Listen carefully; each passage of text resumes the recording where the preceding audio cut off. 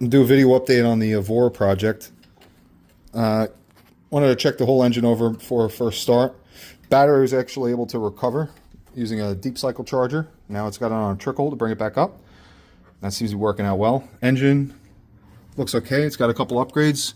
Notice aftermarket intake from ITE or something like that. ITG.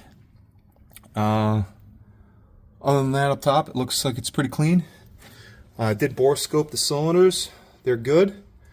Valves and everything look clean for a 22,000 mile engine. That's what you'd expect. And underneath, just pulled the trays. Looks like, I was told it was Larini exhaust, but this looks like two Borla mufflers. I'm not really too sure what's going on here, but they do look like they were welded after the fact. You see these welds back here don't look as nice. They're MIG'd versus TIG. So that's peculiar, but the other thing that's odd is it's got 3 wide bands here. One of them's an AEM. Recognize it because it literally says AEM on it.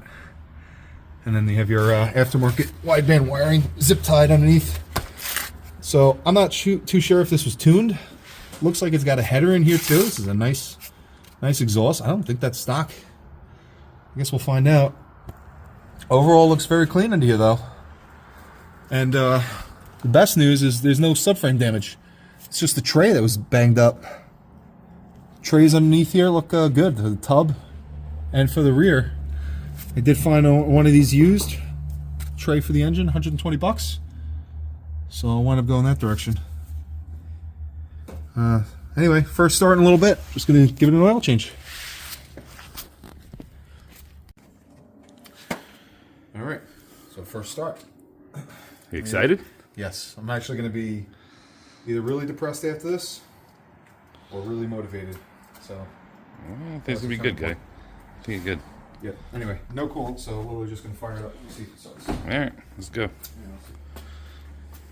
Make sure it's not in reverse.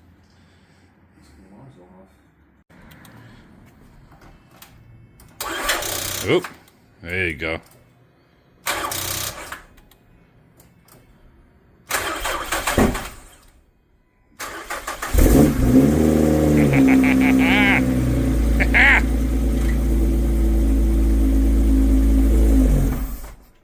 I love it. Let's see your face. It sounds awesome.